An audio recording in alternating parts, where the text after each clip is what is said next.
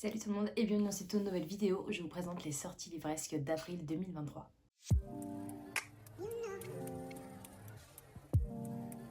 Je me permets de prendre un petit cappuccino à votre côté avec mon petit pote Marcus de la Patte Patrouille. Le premier roman que je me suis noté en sortie livresque, il s'agit de Merci, Grazie, Thank You de Julien Sandrel, qui est un roman contemporain. Alors je sais pas exactement de quoi on va parler, mais vu que l'auteur est... Enfin j'avais déjà eu cet auteur déjà auparavant avec un autre livre, je sais plus, je crois que c'est La Chambre des Merveilles qui est sorti d'ailleurs il y a quelques temps en film, enfin il y a quelques temps, non, il y a quelques jours, voire quelques semaines. Et du coup, je me le suis noté, ça m'a fait un petit flashback. Je me suis noté également The Corpse Queen, qui est un roman de Heather McHerman. Et là, on va suivre, enfin, on est plus dans un thriller psychologique assez sombre.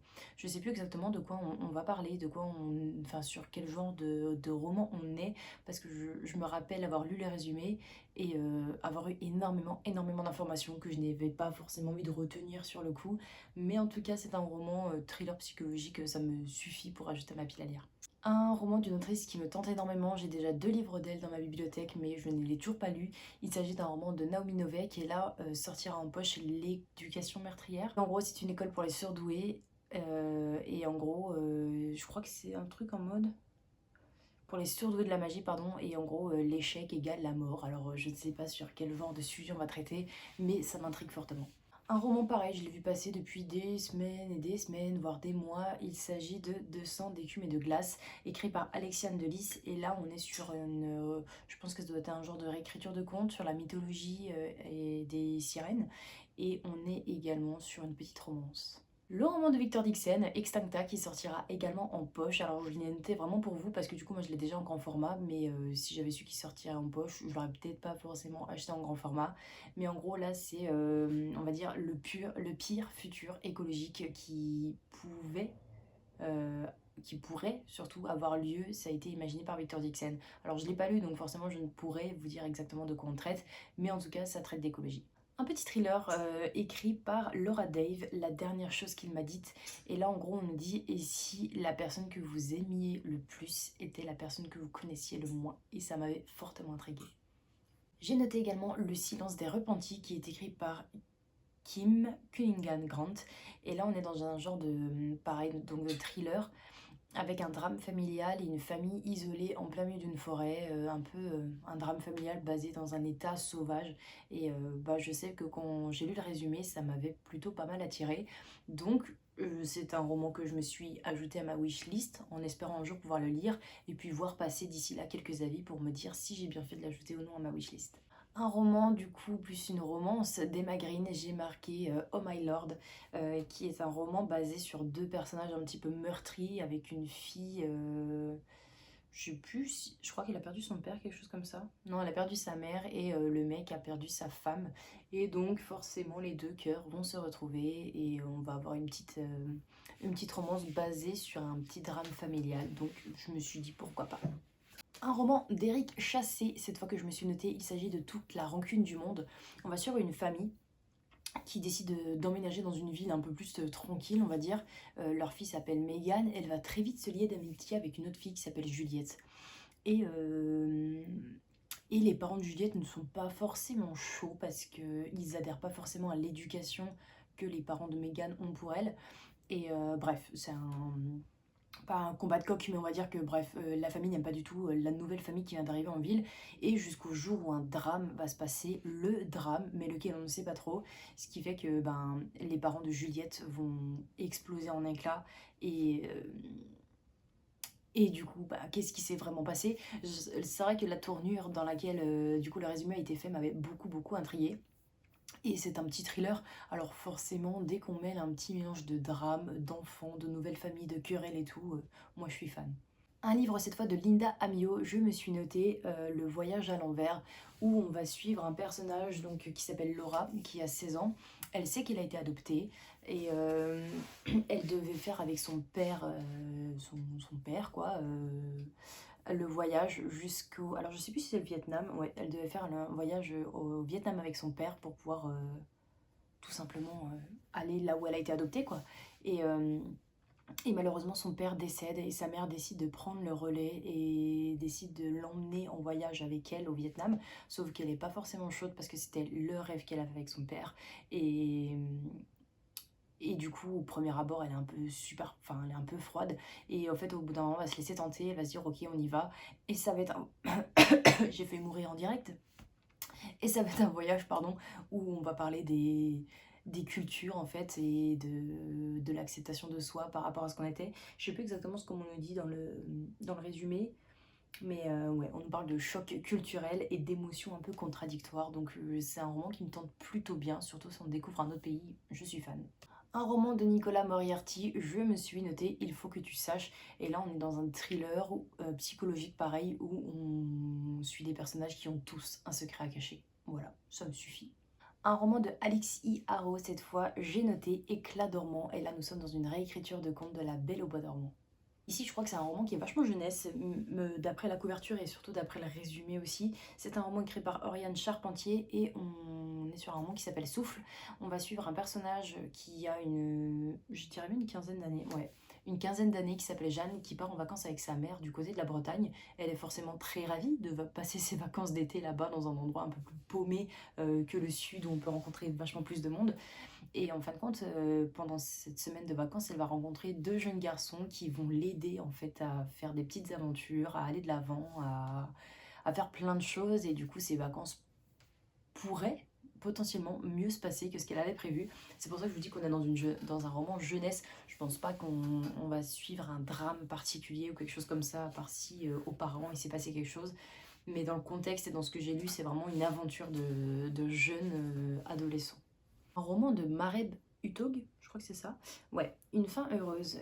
Un livre qui m'a particulièrement touchée par son résumé, touchée dans le sens où ça m'a interpellée. On va suivre un personnage qui est croque-mort et dans sa famille, tout le monde est croque-mort depuis plus de 7 générations. Donc autant vous dire que c'est, on va dire, l'entreprise familiale qui vit au crochet des morts. Et lors d'un voyage, eh ben, le papa décide en fait de retracer l'histoire de sa famille, de son passé, de la culture, on va dire, professionnelle dans laquelle il a été, euh, pour pouvoir savoir ce qui s'est passé, comment ils en sont arrivés là. Et ça m'intriguait énormément. Donc il va partir en voyage avec ses deux filles, je sais plus où exactement. Est-ce qu'on nous le dit? Non. Il va juste partir en voyage pour retracer l'origine de son histoire, l'origine de sa famille, son passé et tout ça. Et ça m'intriguait plutôt pas mal, le côté un peu croque-mort. Et je crois qu'il y a un truc assez glauque dans cette histoire, mais je suis pas sûre à 100%. Un roman que j'ai demandé aux éditions Le Duc, il s'agit de Par-delà la magie. C'est écrit du coup par Tom Felton et là on va suivre forcément les pensées de notre cher Drago Malfoy du coup qu'il a eu pendant son tournage, qu'il a eu avant, qu'il a eu après. Bref, toute sa vie, toutes ses pensées qu'il a pu avoir avant, pendant ou après Harry Potter. Il nous le donne en livre et je crois qu'il va sortir fin avril il me semble. En tout cas, c'est un roman qui me tente énormément et je suis trop pressée de le recevoir. J'ai noté également Le restaurant des recettes oubliées, écrit par Ishashi Kashiwai. Alors moi, les noms japonais, ça ne fonctionne toujours pas. C'est un roman également que j'ai demandé aux éditions Nami. Euh, et en fait, ici, on va suivre une histoire en fait où, enfin, on est plus dans un restaurant à Kyoto. Et en gros, dans ce restaurant, les personnes vont parler de leur, on va dire, de leur repas qu'elles avaient, enfin, qu'elles mangeaient plutôt quand elles étaient plus jeunes. Et le concept de ce restaurant, c'est tout simplement en fait recuisiner nos recettes d'enfance. Et je crois que c'est ça un peu le principe, hein, reproduire les repas d'enfance et les recettes oubliées des clients. Voilà, donc c'est un petit rappel dans le passé. Et ça me tentait plutôt pas mal. J'aimerais bien découvrir plus de romans japonais parce qu'ils ont une façon de tourner les choses dans les romans qui sont plutôt cool. Et j'ai envie de le découvrir à travers ce roman également. J'ai noté également Le Cercle, écrit par Abdi Nazemian. Et là, on est dans une école prestigieuse où on va suivre 5 personnages qui suivent une quête. Qui suivent une quête de vérité, mais laquelle, voilà. Alors, je sais plus exactement, ça fait un petit bout de temps que j'avais fait cette recherche de livres qui sortait au mois d'avril. Et du coup, je sais plus si c'est une quête de vérité sur un thriller, sur un drame, sur un meurtre, sur un passé historique, familial, que sais-je. Je sais plus exactement, mais si je l'ai noté, c'est que ça m'a intriguée, ou du moins que la couverture m'avait plutôt flashé. Je l'avais présenté le mois dernier, mais la sortie était repoussée. Il s'agit du roman de Stephen King, donc Conte de fées, et on est dans un thriller, horreur, fantasy, je sais plus, enfin je sais pas du tout de quoi on parle, mais c'est un roman qui m'intrigue notamment par son titre. Alors du coup, je pense que je vais craquer pour celui-ci de Stephen King, même si j'en ai un autre, je crois que c'est La Ligne verte dans ma pile à lire. Je suis pas forcément fan de cet auteur parce que les peu de livres que j'ai commencé à lire seulement, étaient vachement macabres, vachement glauques, et j'arrivais pas à me mettre dedans. Mais j'ai quand même espoir de lire un de ses romans parce que mine de rien c'est un auteur qui est super connu et que j'ai envie de découvrir, donc pourquoi pas avec Le Conte de Fées. Un roman d'Alice Richet cette fois, il s'agit de À ciel ouvert et on va suivre une famille, donc je crois que c'est une grande sœur, sa mère et son petit frère qui partent de la Syrie pour pouvoir rejoindre la France et fuir la guerre. Et ils se retrouvent en Grèce, je crois que c'est ça, en Grèce ou en Corse, je sais plus exactement. Ouais, ils arrivent en Grèce en fait et ils vont se retrouver dans un genre de clan, enfin pas dans un clan ni un camp, mais on va dire comme un petit refuge pour les personnes qui essayent de fuir la guerre. Et la grande sœur part du principe de non, je déballe pas mes affaires parce que je veux rejoindre la France, donc on va faire 1 ou 2 nuits, mais mes affaires je les déballe pas du tout, ça voudrait dire que je veux vivre ici, alors que mon but final c'est de vivre en France. Et elle déballe pas ses affaires et on est juste sur une histoire d'une personne qui petit à petit va devoir déballer ses affaires parce que les quelques heures qu'elle pensait passer en Grèce se transforment en quelques semaines, voire en quelques mois. Et, et voilà, donc pourquoi elle reste, qu'est-ce qui fait qu'elle reste et tout, ça m'intrigue. Et puis c'est vrai qu'en ce moment il y a tellement de guerres autour de nous, notamment ce qui se passe en Ukraine, ben, ça me tente aussi de connaître un petit peu comment ils arrivent à s'en sortir, quels sont les moyens en fait envisagés par plusieurs pays, par plusieurs camps, des refuges, des associations pour pouvoir les aider. Et à travers ce roman, j'espère pouvoir en découvrir un petit peu plus. Il était une fois un cœur brisé, écrit par Stéphanie Garber. Et là, on nous dit jusqu'où iriez-vous pour pouvoir être heureux. Et juste cette phrase-là, ça m'intrigue. Hubert Benkemoun qui revient avec nous pour son nouveau roman, qui est donc Le garçon qui en savait trop. Et là, on va suivre un garçon qui arrive à lire dans les pensées des autres. Et c'est tout. Voilà, je vous donne des petites phrases comme ça d'intrigue. J'espère que ça vous suffit parce que bah, du coup, j'ai noté que ça. Voilà, un ado qui découvre du jour au lendemain qu'il peut lire dans les pensées des autres. Et ça m'intrigue pas mal. J'ai noté en roman graphique Le Dernier Quai, qui était écrit par Nicolas Delestrette. Et je vais vous lire ce que j'ai noté parce que du coup, c'est un roman qui m'a beaucoup touché par son résumé. On nous dit: prêt pour l'ultime voyage, vérifie d'abord que tous vos souvenirs sont en règle. Les clients de cet hôtel ont un point commun, ils viennent tous de mourir. Et là je me dis wow, ça a l'air plutôt pas mal et intriguant. J'ai envie de lire ce roman graphique, cette BD, que sais-je, je sais plus exactement ce que c'est, mais en tout cas il y a des petits graphiques dedans.